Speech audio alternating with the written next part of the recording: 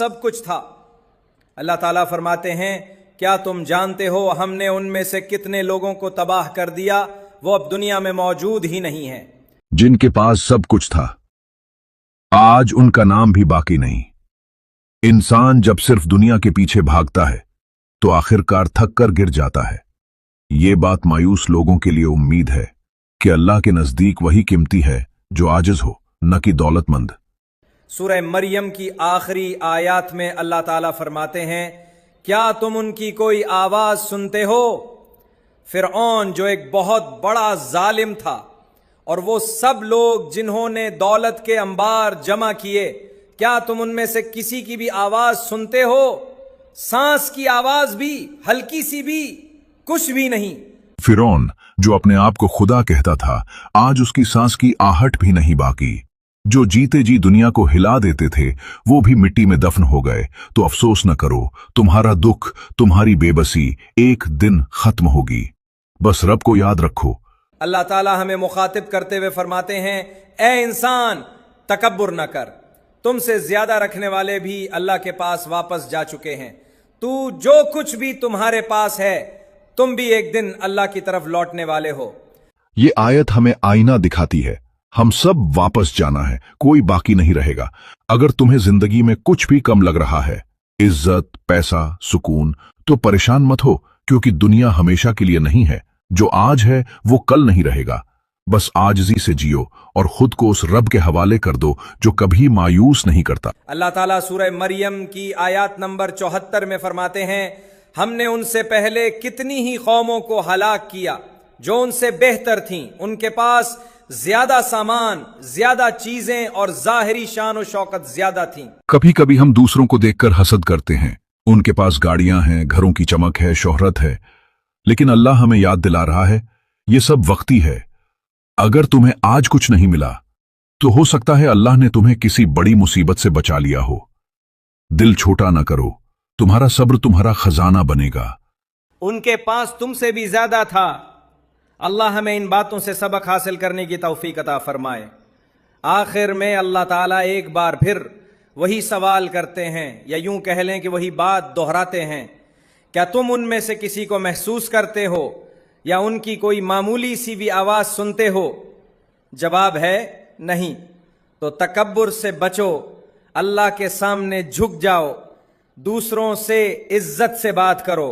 عزت وہی ہے جو اللہ کے سامنے جھکنے سے ملتی ہے، نہ کہ لوگوں پر اکڑنے سے۔ جو دوسروں کو عزت دیتا ہے اللہ اسے بلند کرتا ہے۔ اپنا دل نرم رکھو، یہی نرمی تمہیں اللہ کے قریب کرے گی۔ اللہ ہمیں خیر عطا فرمائے۔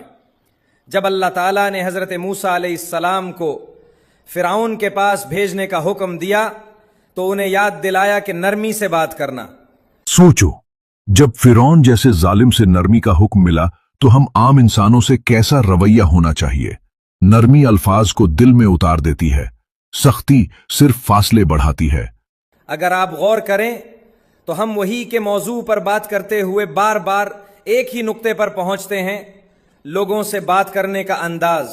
کیونکہ اللہ تعالیٰ جو رب العالمین ہے وہ ہم سے انتہائی عزت سے خطاب فرماتا ہے۔ اس نے قرآن میں ہمارے لیے جو آیات نازل کیں وہ بھی بہت ادب کے ساتھ ہیں۔ تو جب ہم لوگوں سے بات کریں ہمیں نرمی سے بات کرنی چاہیے، محبت سے، ادب سے، احترام کے ساتھ۔ یاد رکھو وہ بھی انسان ہیں۔ اگر ہم یہ بات بھول جائیں تو ہم خود کو اللہ سے جڑا ہوا کیسے کہہ سکتے ہیں؟ کیا ہم وہی سے جڑے ہوئے ہیں؟ ہمیں دوبارہ جڑنا ہوگا میرے بھائیوں اور بہنوں۔ جب ہم سورہ طٰہٰ کی آیت نمبر 44 کو دیکھتے ہیں تو اللہ تعالیٰ فرماتا ہے، یہ کتنی خوبصورت آیت ہے، مجھے یہ آیت بہت پسند ہے۔ اللہ تعالیٰ بہترین لوگوں کو بدترین انسان فرعون کے پاس بھیج رہا ہے، اور پھر بھی اللہ فرماتا ہے کہ جب تم دونوں اس کے پاس جاؤ تو نرمی سے بات کرنا، شاید وہ نصیحت حاصل کرے یا اس کے دل میں اللہ کا خوف پیدا ہو جائے۔ سبحان اللہ۔ یہ ہمیں سکھاتا ہے کہ جب آپ کسی سے نرمی سے بات کرتے ہیں تو وہ آپ کی بات سننے میں زیادہ دلچسپی لیتے ہیں۔ نرمی دلوں کو کھولتی ہے، سختی دروازے بند کر دیتی ہے۔ بات تبھی اثر کرتی ہے جب اس میں درد، محبت اور خیر خواہی ہو۔ جب زکریا علیہ السلام کو خوشخبری ملی تو وہ بہت خوش ہوئے، لیکن ساتھ ہی تھوڑے شرمندہ بھی ہوئے، کیونکہ وہ اور ان کی بیوی دونوں بوڑھے تھے، وہ سوچنے لگے کہ لوگوں کو کیا بتاؤں، ظاہر ہے ہمیں سکھایا گیا ہے کہ لوگوں کی باتوں کی پرواہ نہ کرے، لیکن انسان ہونے کے ناطے دل میں کہیں نہ کہیں یہ خیال ضرور آتا ہے کہ لوگ کیا کہیں گے، خاص طور پر قریبی لوگ۔ یہ بات سن کر دل کو عجیب سا سکون ملتا ہے کہ زکریا علیہ السلام جیسے نبی کو بھی کبھی دل میں یہ خیال آیا کہ لوگ کیا کہیں گے۔ تو پھر اگر ہم عام انسان بھی کبھی کبھی ایسا سوچتے ہیں تو کیا ہوا؟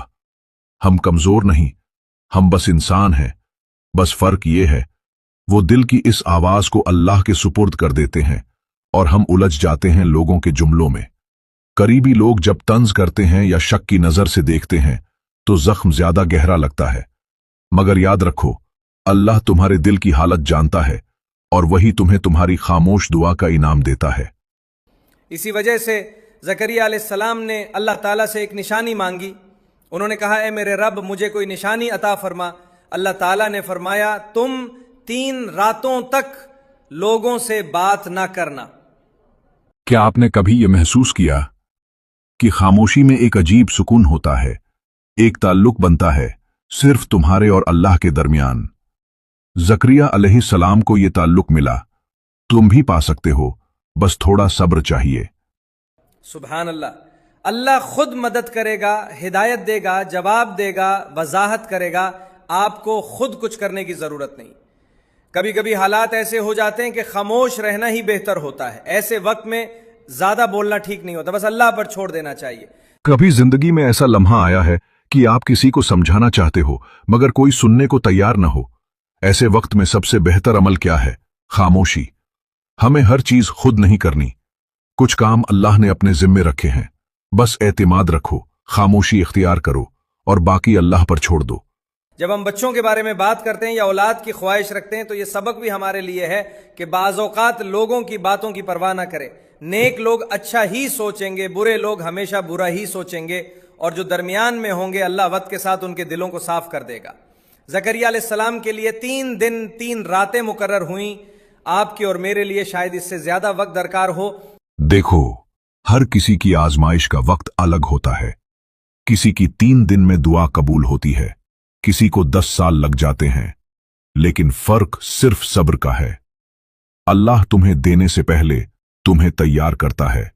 لیکن اگر آپ ایک اچھے انسان ہیں تو وقت ثابت کرے گا کہ آپ واقعی اچھے ہیں۔ جو لوگ آپ پر الزام لگاتے ہیں اللہ تعالیٰ وقت کے ساتھ آپ کا نام صاف کر دے گا۔ اگر وہ لوگ نیک ہوں گے تو اپنی غلطی تسلیم کر لیں گے، لیکن اگر وہ بد نیت ہوں گے تو پھر چاہے ان کے سامنے حقیقت آ جائے وہ پھر بھی آپ پر یقین نہیں کریں گے۔ اس لیے پریشان نہ ہو۔ الزام سہنا، خاص طور پر جب آپ بے گناہ ہوں، بہت تکلیف دہ ہوتا ہے، لیکن اللہ فرماتا ہے میں وقت کے ساتھ سچ کو واضح کر دوں گا۔ لوگ بھول جاتے ہیں مگر اللہ نہیں بھولتا۔ اگر تم سچے ہو تو وقت تمہاری سچائی کا گواہ بنے گا۔ بس دل صاف رکھو، باقی اللہ پر چھوڑ دو۔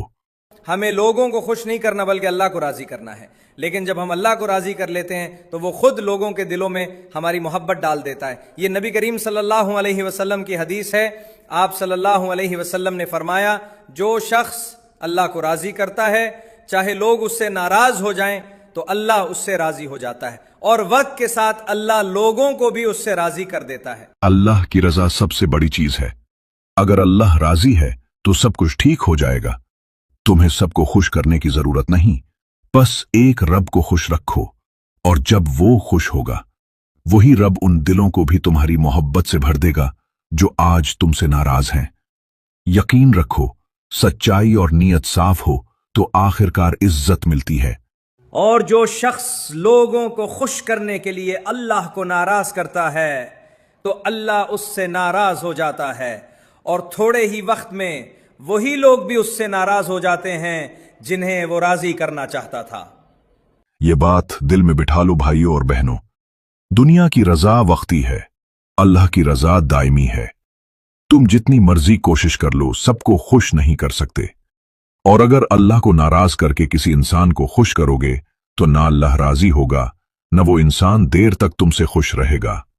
اس لیے زندگی کا اصول بنا لو، جس میں اللہ کی رضا ہے وہی کرو، پھر دیکھنا کیسے اللہ تمہیں عزت بھی دے گا اور سکون بھی۔